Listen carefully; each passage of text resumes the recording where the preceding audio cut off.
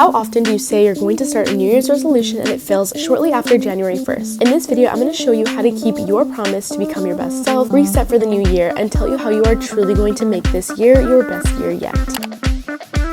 There's nothing I love more than a fresh start, a fresh mindset, a fresh perspective, and an incentive to get my life together. I know there's those people that think that New Year's resolutions are kind of pointless, that if you want to make change, you can do it whenever you want, and you might be one of those people, but hopefully I'll convince you with the rest of this video that it's a good idea to set intentions for the year and to start it off right with purpose. Now, I actually made this video last year, and let me tell you, setting these goals and intentions made 2021 probably my best year that I've ever had in my life. A lot of you guys actually found me through that video and said that it motivated and inspired you a lot. So if I were you, go watch that video as well, because I talk a lot about my manifestation methods.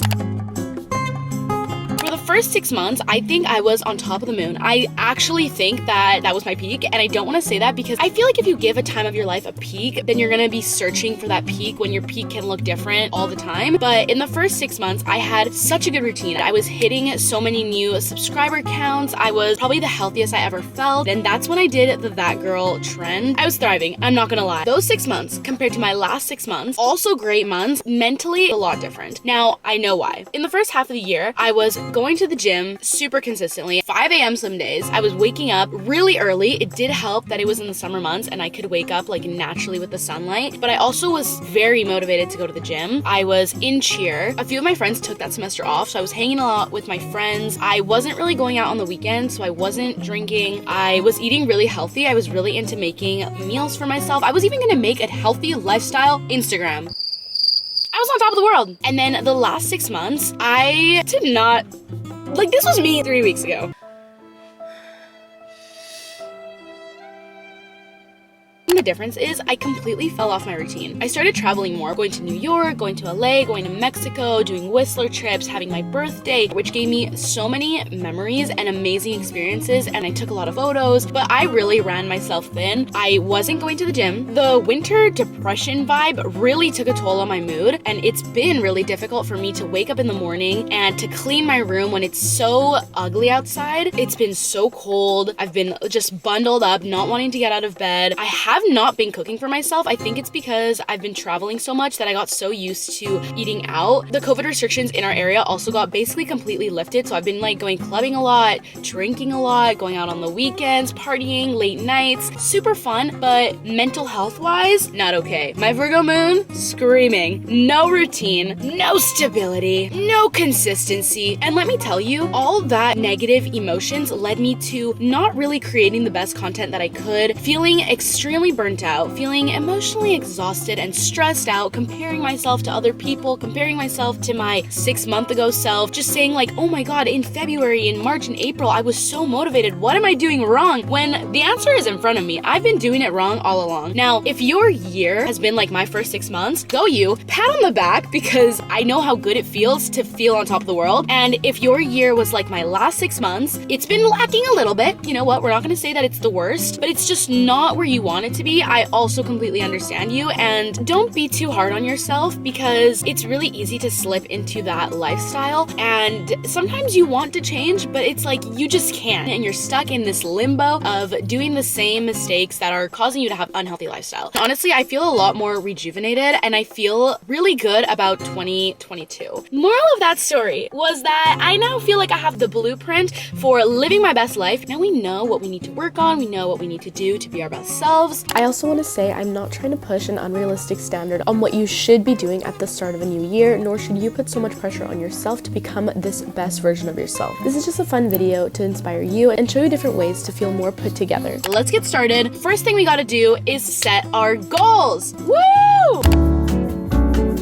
Something to remember when goal setting is to make goals that are achievable for yourself. You can't go too crazy. There's no point in putting that on your 2022 goals, because by the end of the year, you're gonna look back and be like, wow, I achieved nothing. When in fact, you achieved so many things. You just need to make your goals a little bit more in range. For example, instead of saying get straight A's in all my classes, say I'm gonna study for 2 hours every single day. Then most likely you're gonna get straight A's. With those types of goals, you can track them and it's like measurable, so you can actually see if you're improving improving or not and exactly how to get there, rather than making this huge goal that you don't even know how to achieve. Without any goals, you're like a little hamster in its spinning wheel. Like, you're just going and you don't even know what you're accomplishing, what your goal is. There's no intention. You're just working, and like, for what? If you make yourself goals every single month, it'll be like little stepping stones, and you can actually reward yourself, and it'll actually be a more useful tactic to getting to where you want to be. As it says on Google here, setting goals helps trigger new behaviors, helps guide your focus, and helps you sustain a momentum in life. We want that healthy momentum. As you can see on the screen, these were the ones that I did for 2021. School. Finish all homework. Guys, I'm not even in school anymore. Social media, 300k subscribers on YouTube. As of today, I'm at 632,919. Literally unreal. 50k followers on Instagram. I'm at 237,000. 100k on TikTok. I'm at 189.4k. I wanted to have a manager. I do. And specifically, I wanted to be managed by Select, and I am, which is like the agency that I'm with, which is so great. I literally told my manager on the phone when she called me, I was like, I actually wrote this down in one of my goals. Like, I think I manifested this. and she probably thought I was like insane, because why would I say that on the phone? But I was so excited. Instead of making them online this year, I think I'm gonna make them on paper.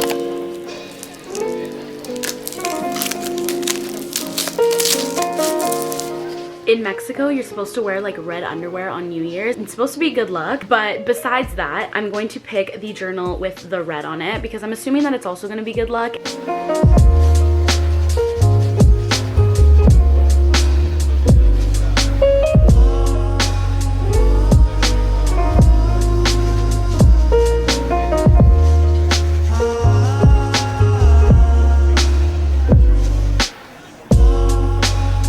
Okay, so I finished writing out my goals. It looks super cute. I showed you guys what they were, but I'll go through it a little bit. I know when reaching certain milestones in subscribers or followers, it's not really about the followers. In fact, it's more about the actual community. But as a creator, of course, you want to have some sort of goals to keep yourself on track and feel like you are growing and what you're doing is like making a difference. So a really big goal that I have for myself this year is that I want to hit 1 million subscribers.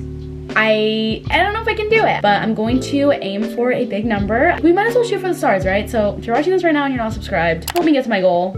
I love you. And then I have stuff like be invited to more shows for New York Fashion Week, be invited to Miami Swim Week. I would love to do a collaboration with a big brand. I already have one in the works, but hopefully another one. Do an interview, maybe do like a video with a magazine brand like Refinery 29 or Harper's Bazaar. I want to move out. And I don't know if I'll live somewhere else like 100%, but at least have my own place. Live in Vancouver. I also really want to get into like investing, NFTs. I want to be good at that and do my own, like maybe some business courses. I'd love to do acting maybe. I don't know if that's my calling at all, but I've never tried it, and you can't knock something until you try it. Maybe try modeling. Guys. I don't know, okay? I just want to be a more diversified human being and try a bunch of different hobbies and see what works for me. I also want to practice Spanish more. If you haven't watched my Spanish video, go watch it. A lot of you guys really liked it. Protect my energy and mental health, which means saying no when I have to say no and sometimes staying in rather than going out. Okay, so now that we have our goals set out and we know exactly what type of lifestyle we want to attract in 2022, we need to make a vision board for it because we need to be reminded of it constantly. Every time we look at our phones, we see our goals, our brain is registering it, it is manifesting it into reality. This was my last year vision board and I think a lot of it actually came true. You guys loved it and a lot of you guys were asking to save it so that you can make it your own wallpapers, although one thing I do need to disclaim is that these vision boards are supposed to be very curated to yourself and your own goals. So you can 100% take mine, but just know that they are catered to me. First things first is we gotta make our Pinterest board.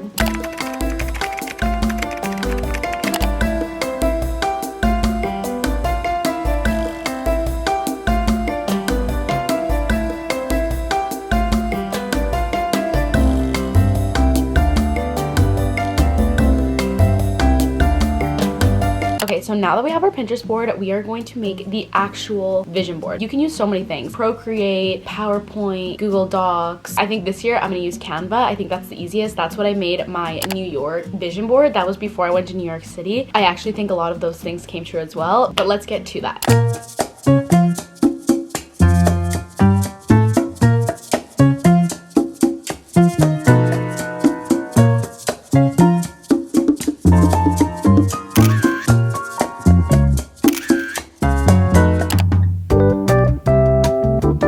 Haven't tried journaling by this point, I don't know what you're doing. I think journaling and doing prompts are really good for self-growth and solidify what you're thinking. I think now that we've already done our vision board, now that we've done our goal setting, we need to do some reflecting on ourselves. Really look back on your year, not just be like, yeah, I thought about it, but you can actually write it down. I'm gonna put on the screen some great journal prompts that I think that you should write going into the new year.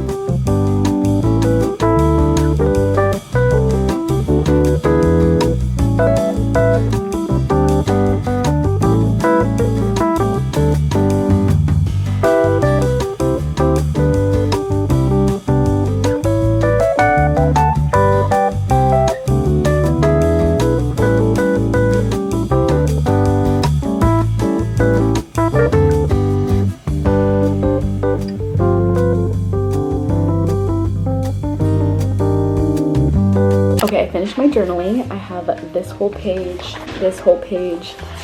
and this last page. You can hardly see it, but I drew a little person and it's me. This is like my ideal self. So I wrote what my hobbies are, so some that I currently have and ones that I want to have. For example, if I was to introduce myself to someone, I'd be like, these are my hobbies. What makes me unique? What I do for work or what I want to do for work, like different streams of income. What are my standout traits? Ones that I think I have and ones that I want to have. What calms me down? So like what I do to de-stress or unwind. And then what my skills are. That's me. Anyways, that was enough journaling. I feel a lot better and I feel like my intentions are set. Another thing you can do that I know my mom would always tell me when I was younger is to write on a sheet of paper all the things you want to let go that happened in the past year that weren't good, and then set that piece of paper on fire. Of course, if you are a child or under the age of, I don't know what age, but younger, get a parent to help you out with this. You don't even have to show them. You can like fold it up and then just burn it, but just be very careful when you're doing this. I do not want to cause any burning houses. Make sure you dispose of it correctly and it's fully burnt out, but you can feel the emotions that you have been building up burn away.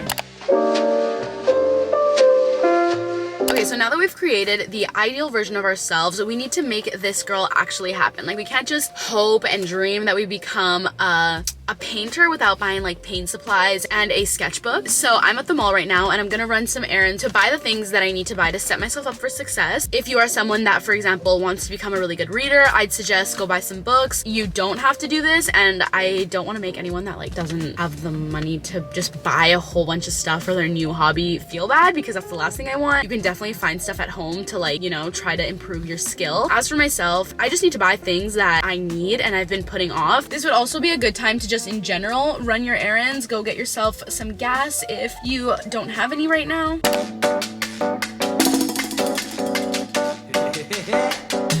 Okay, I'm back from the mall. I returned my yoga mat for a thicker one. I'm gonna quickly go through everything I got, starting off with some wet wipes. I wanna clean off my car and I wanna leave these in the car. I got a new hairspray because mine ran out, a new makeup remover. This one is the Garnier Micellar Water. It is for dry and sensitive skin. I also ran out of oat milk and a chai mix. My eczema is so bad. I got a Cetaphil Gentle Skin Cleanser, a Cetaphil Moisturizing Cream, and then this Eucerin, I don't know how to say that name, it's eczema relief flare-up treatment because my mouth is like just not okay. I also got these little Listerine like sticks. I don't know if you guys have tried them, but you put them on your tongue and they're like so minty. Then the last thing I got was Febreze little new car scent, little smelly things. I also got a fresh set of flowers for me to put in my room. Now, you already know I had to include cleaning my room in order to prepare for my 2022 year. I think it's a given that cleaning your space and environment helps you in so many different ways, such as productivity and even mental health, but it honestly makes such a difference. I personally love to make sure I do my laundry, make sure I clean my windows, and even sweep and mop. I even set up my flowers to bring some energy in the room, and I also lit some incense and a candle to get the ambiance going. And here is the final result of my room.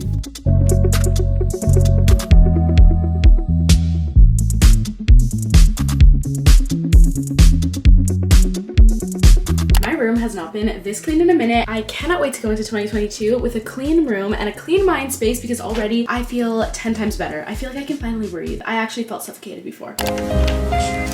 Now, I don't often clean my car, which is why I specifically wanted to do it for this video, but I took out any garbage I had and made sure to clean all the surfaces with these wet wipes that I'm going to leave in my car. I also bought some air fresheners, restocked on some masks, some tissue paper, some Listerine, and overall it's going to feel a lot better. Whether you are a on paper traditional agenda or online Notion agenda type vibe, an agenda or planner is so helpful. Keeping yourself accountable to completing your tasks and making to-do lists for every day is really going to keep you on track to making 2022 a very productive year. If you are someone that loves to create aesthetic mood boards and have everything digitally stored, I highly suggest getting Notion. You can make different templates for yourself and you can copy other people's templates, and it kind of works like an Excel sheet. So there's different formulas that you can do with the keyboards to like create different features. I did watch a few tutorials on YouTube. I'm going to link them down below because they explain them so well, and that's actually where I copied my templates from. Here's a quick overview of what mine looks like. This is my home page. It's super cute. This is a template that I copied from somebody else. I have different sections, but I mainly use the social media and content planning. On the side, you can see I also have my daily to-do list, my weekly agenda, my calendar for the month, and then a few other folders. In my social media folder, I track my YouTube deadlines and certain videos that I have coming up. I also have a specific content planning calendar where I plan when I have deadlines, when I'm filming, when I'm editing, and when I'm posting. And then I have an actual calendar for social events and appointments. My daily to-do list is really simple. I just have things for work, for pleasure, and things that are ongoing. And then lastly, my weekly agenda is what I use the most. I just track what I have to do every single day of the week. And I have a few things at the bottom here to remind me when things are coming up.